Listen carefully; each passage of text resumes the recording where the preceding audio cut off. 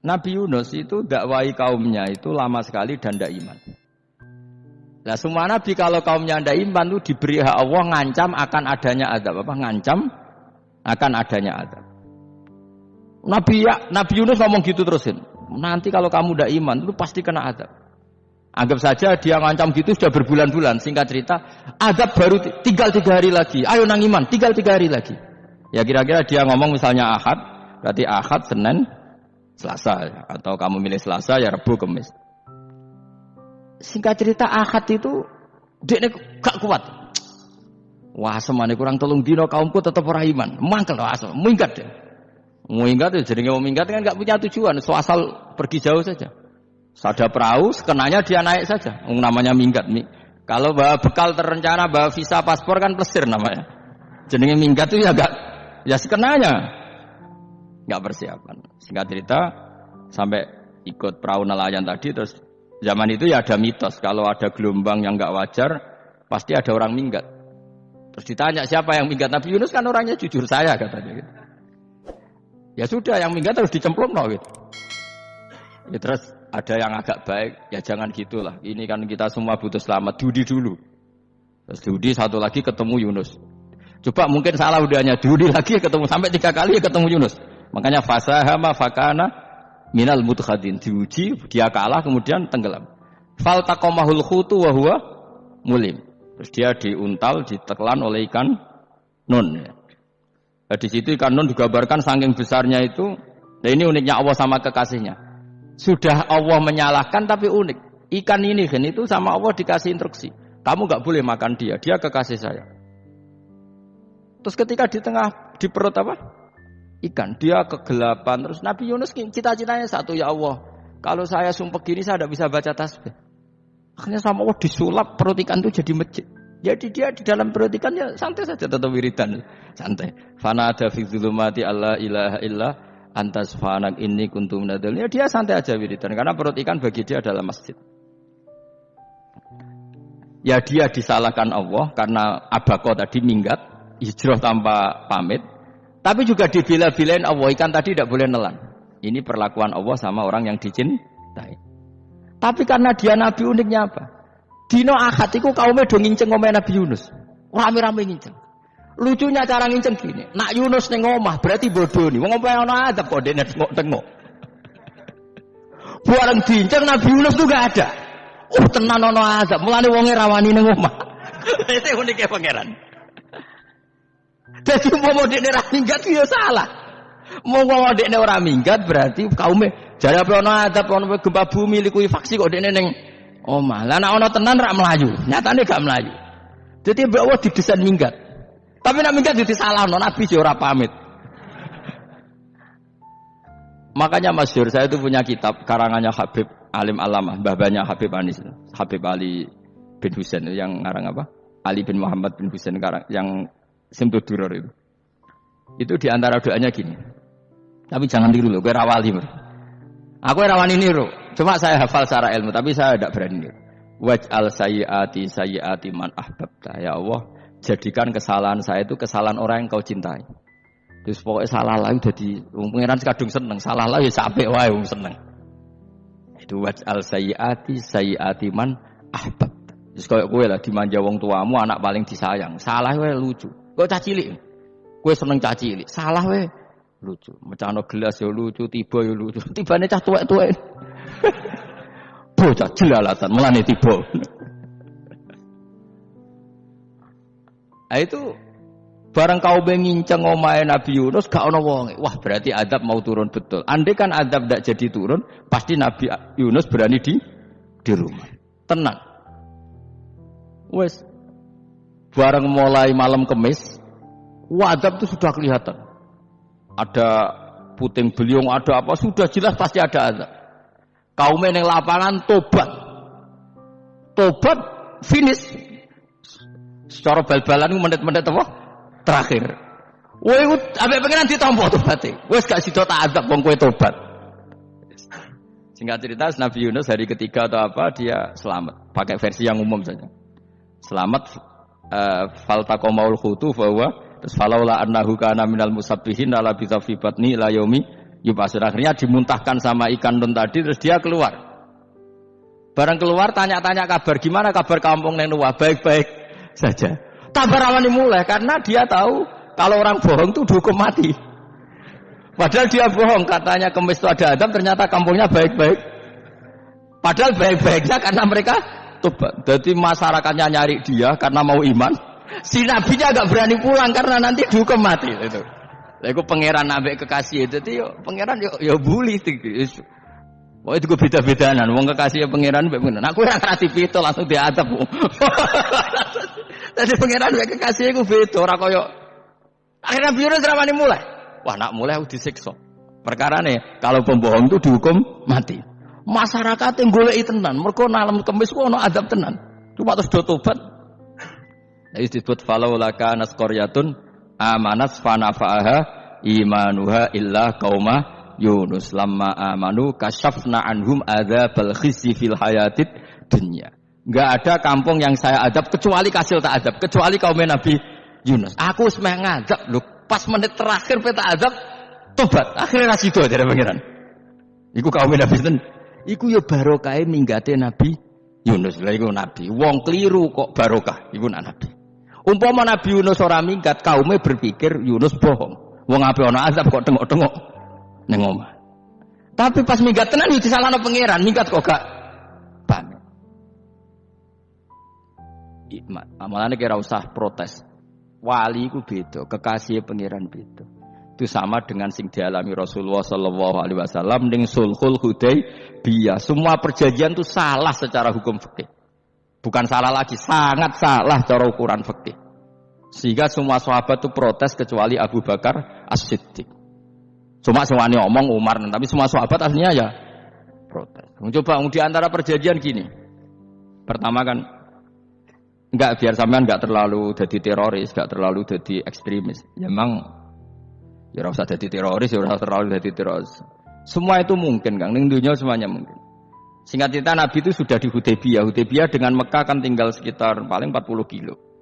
Saya pernah itikaf di masjid yang pernah dipakai Hudaybiyah.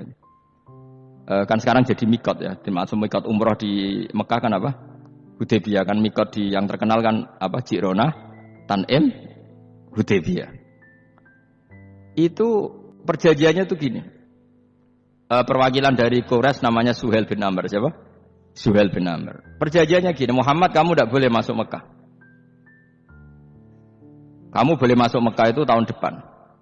Padahal Nabi sudah bilang ke para sahabatnya, ayo kita umroh. Dan diberi hak umroh. Tapi setelah sekitar 40 kilo masuk Mekah, dicegat sama orang kafir Quraisy, tidak boleh. Lah, Nabi sakit tenan. Nabi kadung mentafsir, memberi berita gembira, saya mimpi kalian masuk tanah haram amini namukhalikin, aman semua. Semuanya bercukur gundul atau mencetak rambut. Pokoknya terus kata sahabat senang sekali karena mimpi Rasulullah tidak pernah apa?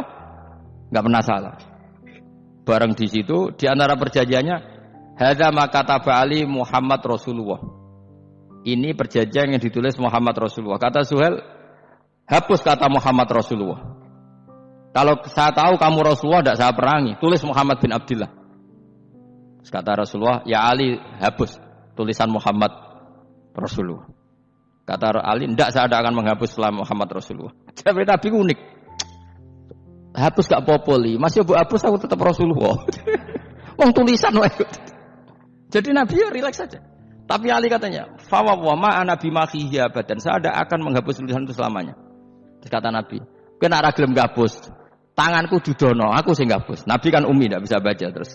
Tangannya Nabi sendiri yang dilewatkan Ali ke tulisan itu sehingga terhapus. Nabi ya rileks.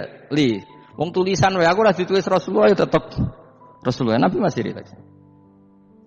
Terus perjanjian kedua, kalau ada orang kafir Quraisy masuk Islam harus dikembalikan, karena berarti keluar dari habitat. Tapi kalau sudah Islam kok masuk kafir lagi harus dibiarkan, karena berarti kembali ke habitat. Nabi bilang ya nggak masalah. Semua perjanjian itu merugikan Islam. Itu secara fikih pasti salah. Akhirnya Umar itu protesnya keras sekali. Ya Rasulullah, apa engkau masih Nabi? Lu takai setengah. Apa engkau masih Nabi? Dan Nabi jawab santai, bala ya saya masih Nabi. Tapi kenapa kamu hinakan kita dan memberikan kehormatan pada orang-orang kafir itu? Jawabnya Kanjeng Nabi lucu. Ya agama iki wae pangeran. Masih aku perjanjian ngono kok pangeran sing ngangkat agama iki tenang wae. Kanjeng Nabi ku unik. Perjanjian wae manusa gampang. Jadi Nabi itu saking imannya Allah tetap yu'izzu hadzal din. Allah pasti memuliakan ini agama. Apapun perjanjian yang diciptakan manusia. Makanya bapak saya, Mbah Mun guru saya itu ngaram-ngaramno tenan mikir Islam. Islam mbok pikir haram ana sing duwe. Ben ngono. Dunya rusak kok apa ben. Tetep Islam ku mulya. Rasa mbok pikir wis keliru-keliru lah perjanjiane dunya keliru lah. Lho coba Uni Soviet kayak apa hegemoninya? Kayak apa kuatnya Uni Soviet? 100 tahun mengkooptasi Uzbek, Tajikistan dan tapi apa bisa menghilangkan keimannya orang Uzbek Ceknya? Ketika Uni Soviet bubar langsung malah negara-negara itu jadi persemakmuran yang negara apa? Islam. Indonesia kayak apa? Dikooptasi. PKI, dijajah Londo 350. Mbah Soleh Darat alim zaman Londo, buyut-buyutku alim zaman Londo. Iku semondok Mekah ya alim. Zaman PKI ada wong alim. Saiki ayo zaman Islam Nusantara apa ana sing alim koyo. Berarti Islam ku menarik zaman wis diregani negara, zaman rung dinegani negara iku wis mul. Karena ini agama milik Allah.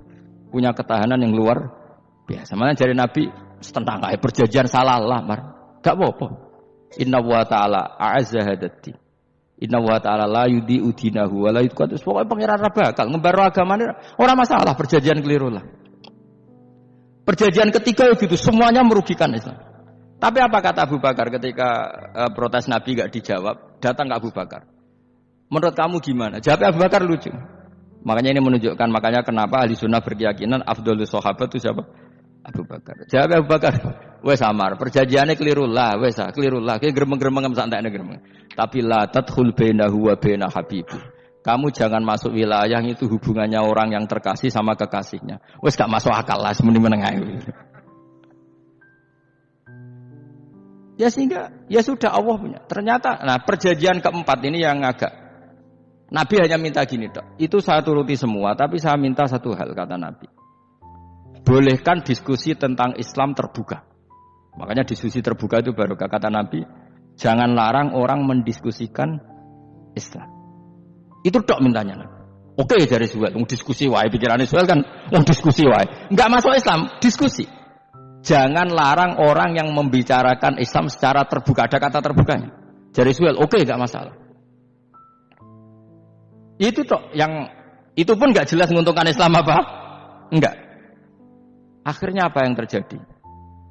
Darun Nadwa, tempat-tempat pertemuan cara sakniki gerdu, gedung parlemen, semuanya itu diskusi. Sakjane Muhammad itu sapa? Konsep Islam ku piye?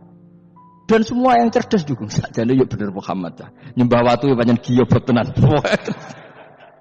Wah, jadi goblok tenan wong watu kok di. Terus nak Yahudi, Yahudi ora bener pisan, Nasrani ora bener pangeran otol. Wah, diskusi.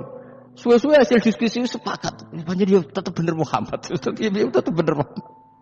Akhirnya hasil diskusi itu akhirnya mereka membatalkan perjanjiannya sendiri. Perkara baru kayak apa? Malah Nabi ketika balik di Madinah, Umar sempat protes ning dalan. Oke ya Rasulullah, saya nerima konsep Anda, tapi saya menyisakan satu pertanyaan. Jadi jenengan niku ana ayat sing nurjukna la tadkhulunal masjidal harama insyaallahu aminina muhallikina ru'usakum. Lah kok nyatane ra sida mlebu Mekah, malah kita terusir kembali lagi ke Madinah. Lha iku Nabi yang agak lucu ngendikan. Mar, ning ayat iku ora gak ana taune. Apa ana ayat iku taun iki? Sing ngatel taun iki ra kowe. Jadi Nabi iya ora ana taune ya. Tadi ora ana taune kok tauni dhewe kan kira-kira. Ayat itu kan gak ana taune, Umar ae sing GR nafsiri tahun ini. Wong awam suatu saat kamu akan masuk Masjidil Haram. Tapi kan gak ada taune ayat itu. Apa di ayat itu ada tahunnya Umar? Dan Allah bilang tahun ini ya ndak, ya sudah kalau gak ada tahunnya pokoknya mesti kapan-kapan terjadi. Tapi ora saiki. Kayak sugih rugen kan gak ana taune, ora iso.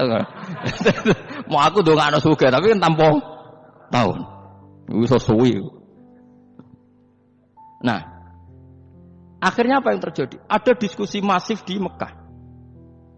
Setiap yang cerdas, setiap Nabi tanya Abu Sufyan siapa? Nabi mau komentar gini, sama siapa teksnya?